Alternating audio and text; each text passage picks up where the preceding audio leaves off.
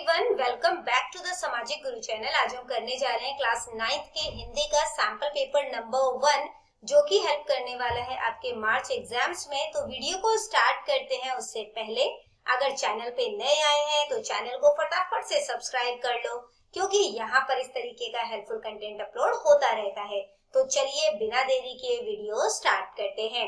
तो बच्चों, आपका पेपर 80 मार्क्स का आएगा। टाइमिंग आपको 3 आवर्स की दी जाएगी। भाग क में बहुवैकल्पिक प्रश्नों के उत्तर देने हैं। एक एक नंबर के 5 प्रश्न हैं, ठीक है।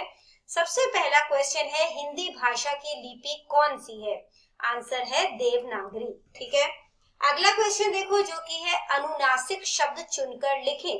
तो अनुनासिक का मतलब होता है चंद्र बिंदु वाले शब्द, ठीक है। तो दांत में चंद्र बिंदी लगा है। अगला है शुद्ध शब्द लिखें।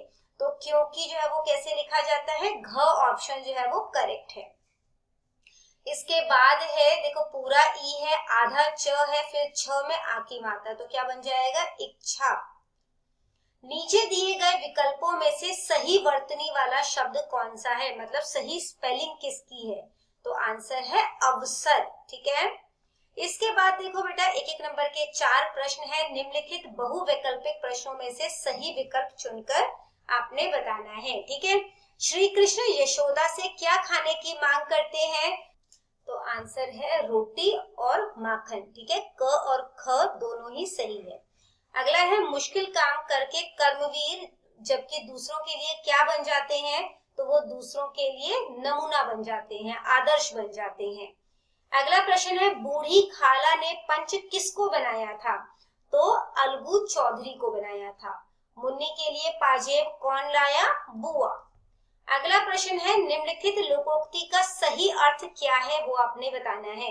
आग लगने पर कुआं खोदना, इसका मतलब होता है मुसीबत पड़ने पर ही प्रयास करना, ठीक है। इसके बाद बेटा अगला क्वेश्चन है कि गद्यांश को पढ़कर दिए गए प्रश्नों के उत्तर जो है वो आपने देने हैं। तो सबसे पहला प्रश्न है हमारे पास कि खेलों के बारे में लोगों की पहली क्या मानसिकता थी, ठीक है। तो लोगों की क्या मानसिकता थी? पहले खेल कूद को लोग पढ़ाई में बाधा मानते थे। ये फर्स्ट आंसर हो गया आपका। इसके बाद अगला प्रश्न देखो, खेलों से हमारे शरीर पर क्या प्रभाव पड़ता है? तो देखो ऐसी मानसिकता सचमुच गलत थी। अब लोगों की मानसिकता में परिवर्तन आया है। लोग जान चुके हैं कि पढ़ाई के साथ साथ खेलों का भी जीवन में विशेष महत्व है। खेलों से हमारा शरीर जो है, यहाँ से लिखना, खेलों से हमारा शरीर स्वस्थ रहता है, उसे चुस्ती और फुर्ती आती है ना। पसीना जो है, पैराग्राफ सही से नहीं लिखा हुआ, पसीना बहने से शरीर की गंदगी बाहर निकलती है और रक्त का संचार बढ़ जाता है, ठीक है। यहाँ तक लिखना है। ये आंसर हो जाएगा नंबर 2। अगला है, सरकारी खिलाड़ियों के लिए क्या, सरकार जो है वो खिलाड़ियों के लिए क्या कर रही है, ठीक है। तो देखो सरकार जो है वो खिलाड़ियों के लिए क्या कर रही है, कहा भी गया है कि स्वस्थ शरीर में स्वस्थ मस्तिष्क का निवास होता है। शिक्षा का उद्देश्य है वो बताया गया है। इसका खेल के मैदान में विद्यार्थी अनुशासन पालन ये सब सीखता है, और इन सब बातों में को देखते हुए सरकारें भी खिलाड़ियों को अधिक से अधिक सुविधा देने के लिए प्रयासरत है, ठीक है। तो यहाँ पे मतलब कि ये सब सुविधाएं जो है उन्हें प्रदान कर रही है, ये आप लिख सकते हो, ठीक है। सरकार जो है इन्हें सुविधाएं जो है वो दे रही है, ठीक है। तो कैसे लिखोगे इस आंसर को? मैं यहाँ पर लिख देती हूँ, सरकारें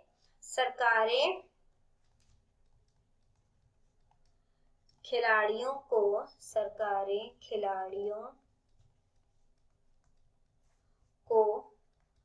अधिक मतलब ज्यादा से ज्यादा, ठीक है, अधिक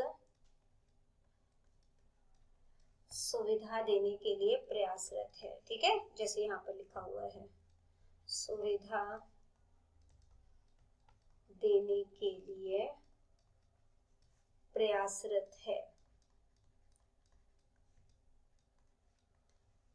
अगला प्रश्न देखो। अगले प्रश्न में है कि बड़ा और नृत्य शब्दों का अर्थ लिखिए, पर ये बड़ा नहीं है, इसमें बढ़ लिखा हुआ है, ठीक है। तो चेंज हो सकता है, इसको आपको करवाया जाए। तो देखो बढ़ का मतलब होता है अधिक होना, ठीक है, बढ़ना। और नेतृत्व का मतलब होता है अगुवाई करना, यानी कि लीड करना, ठीक है। इसके बाद है, इस गद्यांश का उचित शीर्षक दीजिए। तो ये है खेलों का महत्व, ठीक है। अगला प्रश्न देखो, निर्देश अनुसार उत्तर दीजिए। रेगिस्तान शब्द को शुद्ध करके लिखिए। तो कैसे लिखा जाएगा? र पे ए की मात्रा, ग पे छोटा ई आधा स, त पे आ की मात्रा और न, रेगिस्तान। लड़का शब्द का वचन बदलें, क्या हो जाएगा? लड़के। राजा शब्द का लिंग बदलें तो क्या हो जाएगा? रानी। निम्नलिखित का सही मिलान करें। मौखिक भाषा की सबसे छोटी इकाई किसे कहते हैं? ध्वनि। सर्दी शब्द का विपरीत क्या होगा? गर्मी। ठीक है। इसके बाद भाग ख है हमारे पास, ठीक है, जिसमें कि जो है आपको एक पद्यांश का सप्रसंग व्याख्या जो है वो करना है। ठीक है। इस समाधि में छिपी हुई है एक राख की ढेरी, जलकर जिसने स्वतंत्रता की दिव्य आरती फेरी।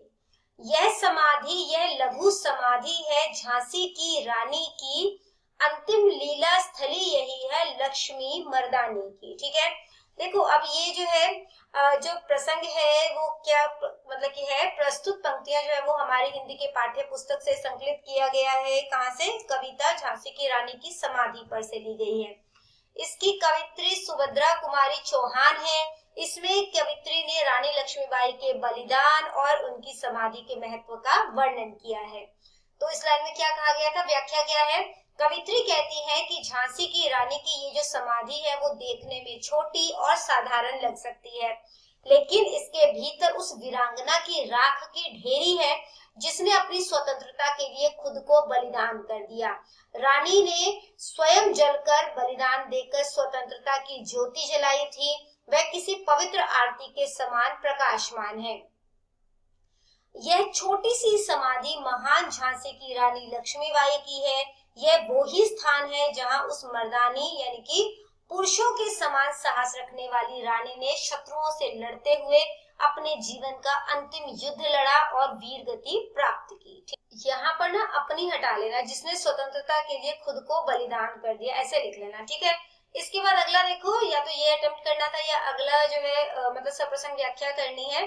देखकर बाधा विविध बहुविघ्न घबराते नहीं, रह भरोसे भाग के दुख भोग पछताते नहीं। काम कितना ही कठिन हो किंतु उबताते नहीं, भीड़ में चंचल बने जो वीर दिखलाते नहीं।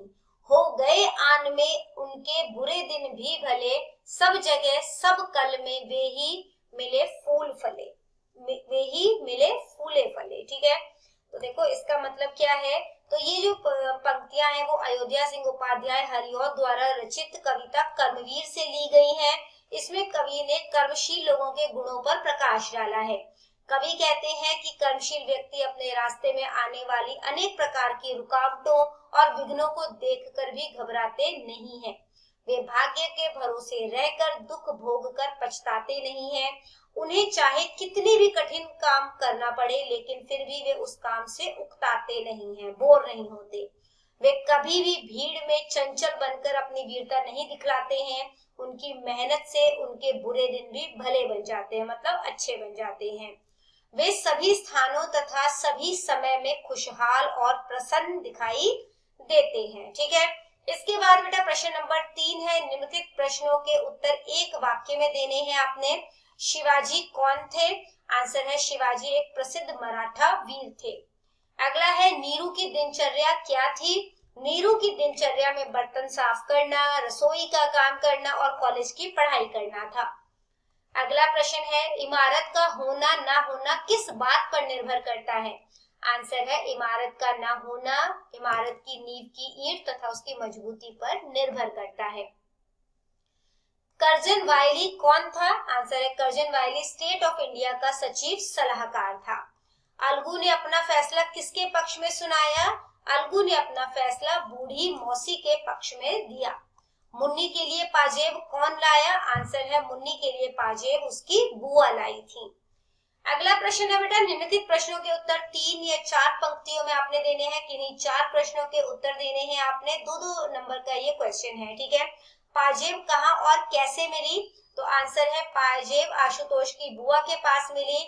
जब आशुतोष की बुआ घर आई और उसने आशुतोष से कहा कि जो कागजात वह मांग रहे थे वे सभी इसी बॉक्स में है। तभी उसने अपनी बास्केट की जेब में हाथ डालकर पाजेब निकाली और कहने लगी कि उस दिन भूल से ये पाजेब उसके साथ ही चली गई थी। ठीक है, अगला प्रश्न देखो जो कि है अलगू चौधरी ने अपना क्या फैसला सुनाया। तो आंसर है अलगू चौधरी ने अपना फैसला सुनाते हुए कहा कि उन्हें नीति और न्याय संगत ज्ञान होता है कि बूढ़ी खाला को माहवार खर्च दिया जाए। खाला की जायदाद से इतना लाभ अवश्य ही होता है कि माहवार खर्च दिया जा सके। यदि जुम्मन को फैसला नामंजूर हो तो संपत्ति की वह रजिस्ट्री रद्द समझी जाए। ठीक है, अगला प्रश्न देखो, जीवन में असफलताएं बढ़ाने पर भी साहसी मनुष्य क्या करता है। बढ़ने पर भी साहसी मनुष्य क्या करता है, वो घबराता नहीं है, उनका साहस के साथ मुकाबला करता है और आगे ही आगे बढ़ता रहता है। अगला प्रश्न देखो, शिवाजी ने अपने सेनापति को डांटकर किस प्रकार फटकार लगाई। आंसर है शिवाजी ने सेनापति को फटकारते हुए कहा कि उसने ऐसा घृणित काम किया है जो शायद क्षमा नहीं किया जा सकता। तुम शिवा को नजदीक से जानते हो, फिर भी ऐसा दुस्साहस किया।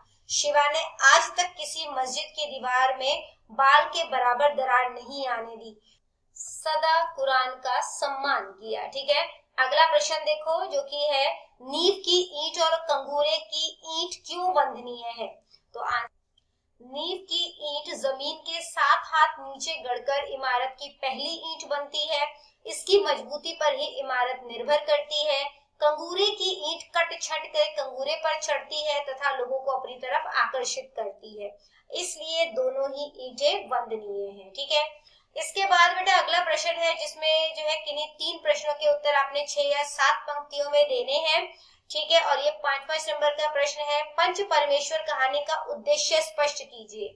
तो आंसर है पंच परमेश्वर कहानी एक आदर्शवादी कहानी है। इस कहानी में लेखक ने समाज में उस आदर्शवादी धारणा को प्रस्तुत करना चाहा है कि पंच में परमेश्वर का वास होता है। पंच के मुख से निकलने वाला प्रत्येक वाक्य एवं शब्द परमात्मा का शब्द होता है। पंच की कुर्सी पर बैठने वाला व्यक्ति किसी का दोस्त, दुश्मन या हितैषी नहीं होता, वह तो केवल न्याय का हितैषी होता है। उसे न्याय तथा अपने कर्तव्य पालन की चिंता रहती है। अतः स्पष्ट है कि कहानी हमें न्याय संगत होने तथा कभी भी स्वार्थी ना बनकर निष्पक्ष भाव से रहने तथा निर्णय लेने को कहती है। अगला प्रश्न देखो, शिवाजी एकांकी के आधार पर शिवाजी का चरित्र चित्रण करना है। ठीक है, तो आंसर है कि वीर शिवाजी एक प्रसिद्ध मराठा वीर थे। उनकी वीरता चारों तरफ बहुत प्रसिद्ध थी। उन्होंने अपनी वीरता के बल पर अनेक विदेशी आक्रमणकारियों से लोहा लिया और उन्हें खदेड़ दिया। दूसरा पॉइंट है, चरित्रवान शिवाजी महान चरित्रवान राजा थे। उनकी शीलता बहुत प्रसिद्ध थी। उन्होंने कभी भी किसी स्त्री को नहीं सताया था, यहाँ तक कि वह मुस्लिम स्त्रियों को भी पूजनीय मानता था। अगला है, नारी का सम्मान करने वाला शिवाजी नारी का पूरा सम्मान करते थे। ठीक है, और वे पर स्त्री को अपनी माँ के समान पूजनीय मानते थे। इसलिए उन्होंने कल्याण सूबेदार अहमद की पुत्र वधू को सेनापति द्वारा जीतने के बाद भी सम्मान सहित क्षमा मांगकर वापस भिजवा दिया था। अगला पॉइंट है, साहसी शिवाजी एक साहसी वीर थे। उनमें साहस कूट कूट कर भरी हुई थी और इसी साहस के बल पर उन्होंने अनेक आतंकियों को मार भगाया था। सभी धर्मों का सम्मान करने वाले शिवाजी सभी धर्मों का आदर करते थे। उनका मानना था कि सभी धर्म श्रेष्ठ और पूजनीय होते हैं। वे मुस्लिम धर्म का पूर्ण रूप से सम्मान करते थे और किसी भी स्थिति में उसका निरादर करने की बात सोचते तक नहीं थे। अगला प्रश्न है, साहसी व्यक्ति के 5 गुण लिखिए। तो साहसी व्यक्ति के 5 गुण कौन कौन से होते हैं। तो वे व्यक्ति साहसी व्यक्ति इस बात की चिंता नहीं करता कि तमाशा देखने वाला उसके बारे में क्या सोच रहे हैं। ठीक है, इसके बाद है, वह उन सपनों में भी रस लेता है जिनका कोई व्यवहारिक अर्थ नहीं होता। वह कभी भी सपने उधार नहीं लेता। वह सदा अकेले ही अपनी राह पर चलता है। वह कठिनाइयों से नहीं डरता। वह पूर्ण रूप से निडर होता है। ठीक है, इसके बाद अगला प्रश्न देखो जो कि है, शहीद मदनलाल ढींगरा सच्चे देशभक्त है, स्पष्ट कीजिए। मदनलाल ढींगरा एक साहसी एवं निडर देशभक्त थे।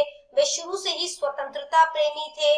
देशभक्ति के कारण उन्होंने लाहौर कॉलेज छोड़ दिया था, लंदन में रहते हुए उन्होंने सावरकर तथा कृष्ण वर्मा लंदन में रहते हुए उन्होंने सावरकर तथा कृष्ण वर्मा जैसे देशभक्तों के संपर्क में आए। खुदीराम बोस, कन्हैयालाल दत्त और कांशीराम जैसे क्रांतिकारियों को शहादत के बदले भारतीय राष्ट्रीय संस्था के वार्षिक दिवस में कर्जन वाइली को मार दिया। उन्होंने बंग भंग आंदोलन के समय लंदन की गलियों में वंदे मातरम गुंजाया। वे अपनी कमीज के ऊपर वंदे मातरम लिखकर लंदन के बाजारों में घूमते थे। अपनी हर पुस्तक पर वे काम न लिखकर वंदे मातरम लिखते थे। अंततः कर्जन वाइली को गोली मारने पर उन्हें 17 अगस्त 1909 को मदन लाल ढींगरा को पेंटोविले की जेल में फांसी दी गई। और इस प्रकार हम कह सकते हैं कि शहीद मदन लाल ढींगरा एक सच्चे देशभक्त थे। अगला प्रश्न देखो बेटा, जो कि है हमारे पास कि पाजेब कहानी के आधार पर आशुतोष का चरित्र चित्रण कीजिए। ठीक है, तो आंसर है कि कहानी में आशुतोष जो है वो एक प्रमुख पात्र है। सारी कहानी उसी के चारों ओर घूमती है। वह एक बच्चा है। मुन्नी की जिद पूरी होने पर वह भी साइकिल लेने की जिद ठान लेता है। वह पाजेब पहनी हुई मुन्नी को बाहर घुमाने में गर्व महसूस करता है। चोरी का इल्जाम आशुतोष पर लगने के कारण वह हट्टी और उद्दंड हो जाता है और वह झूठ भी बोलता है। उसमें अपना दोष दूसरों पर डालने का विकार भी है। उसका चरित्र पूर्णतः मनोविज्ञान से प्रभावित है। ठीक है, इसके बाद बेटा अगला प्रश्न देखो, भाग ग, जिसमें कि क्वेश्चन नंबर 6 है। इसमें अनुवाद जो है वो आपने पंजाबी में करना है। ठीक है, तो सबसे पहला सेंटेंस है हमारे पास, मेहनती आदमी हमेशा सफल होता है। ठीक है, उसके बाद दूसरा है बेटा कि हमें कभी भी किसी का बुरा नहीं करना चाहिए। तीसरा सेंटेंस है, मेरे बड़े भाई का व्यवहार बहुत कोमल है। ठीक है, और फिर जो है चौथा सेंटेंस है कि हमें प्रभु में विश्वास रखना चाहिए। भारत को सोने की चिड़िया कहा जाता है, पांचवा सेंटेंस है। और छठा है, चंडीगढ़ पंजाब और हरियाणा की राजधानी है। भाग घ, निम्नलिखित में से किन्हीं 5 मुहावरों को वाक्यों में इस तरह प्रयोग करें कि उनका अर्थ स्पष्ट हो जाए। ठीक है, तो सबसे पहला हमारे पास मुहावरा है, टस से मस ना होना। ठीक है, इसका मतलब है कि अपनी बात पर अड़े रहना या विचलित ना होना। माँ ने राहुल को बहुत समझाया कि वह बाहर ना जाए, लेकिन वह टस से मस ना हुआ। दूसरा है, मौत के घाट उतारना, यानी कि मार डालना या हत्या करना। भारतीय सैनिकों ने सीमा पार करने वाले आतंकवादियों को मौत के घाट उतार दिया। अगला है, अंधे की लकड़ी, यानी कि एकमात्र सहारा। तो वाक्य बना सकते हो, श्रवण कुमार अपने वृद्ध माता पिता के लिए अंधे की लकड़ी के समान था। चौथा है, मुंह ना खोलना, यानी कि कुछ ना बोलना या चुप रहना। चोरी पकड़े जाने के डर से नौकर ने पुलिस के सामने अपना मुंह नहीं खोला। पांचवा है, ईमान बेचना, यानी कि अपने धर्म या कर्तव्य से हटकर गलत काम करना। ठीक है, तो कुछ भ्रष्ट अधिकारी थोड़े से पैसों के लिए अपना ईमान बेच देते हैं। छठा है, बातें बनाना, यानी कि बहाने बनाना या गप्पे मारना। जब काम करने की बारी आई तो सोहन बातें बनाने लगा। फिर सातवां है, अकल के घोड़े दौड़ाना, यानी कि बहुत सोच विचार करना या केवल कल्पना करना। ठीक है, जैसे वाक्य बना सकते हो, परीक्षा में कठिन परिश्रम आने पर छात्र अपनी अकल के घोड़े दौड़ाने लगे। ठीक, इसके बाद बेटा अगला प्रश्न है, कोई एक पत्र लिखना है। 8 नंबर का ये प्रश्न आएगा। ठीक है, अपनी माता जी को वार्षिक परिणाम का विवरण देते हुए पत्र लिखे या फिर अपने फुफेरे भाई को राखी भेजते हुए पत्र लिखना है। ठीक है, तो इस तरीके से जो है वो आप जो है वो मतलब कि जो आपको यहाँ पे बोला गया था ना कि माता जी को वार्षिक परिणाम का पत्र देने के लिए, इस तरीके से वो लेटर लिख सकते हैं। और दूसरा, अपने फुफेरे भाई को राखी भेजते हुए पत्र जो है वो आप इस तरीके से लिख सकते हैं। ठीक है, इसके बाद बेटा अगला क्वेश्चन है, किसी एक विषय पर अनुच्छेद लिखना है। ये भी 8 नंबर का आएगा। सबसे पहला है हिंदी भाषा की उपयोगिता, फिर है मोबाइल फोन और विद्यार्थी, और उसके बाद है नए स्कूल में मेरा पहला दिन। ठीक है, तो यहाँ पर देखो हिंदी भाषा की उपयोगिता, उसके बाद है मोबाइल फोन और विद्यार्थी, और फिर लास्ट में है अनुच्छेद नए स्कूल में मेरा पहला दिन। तो बच्चों करते हैं इस वीडियो को यहीं पे खत्म। आई होप सारे ही क्वेश्चंस आपको बहुत अच्छे तरीके से क्लियर हो गए होंगे। अगर वीडियो पसंद आई तो लाइक जरूर करिए। मिलते हैं अगले वीडियो में, तब तक के लिए all the best for your exams and bye bye.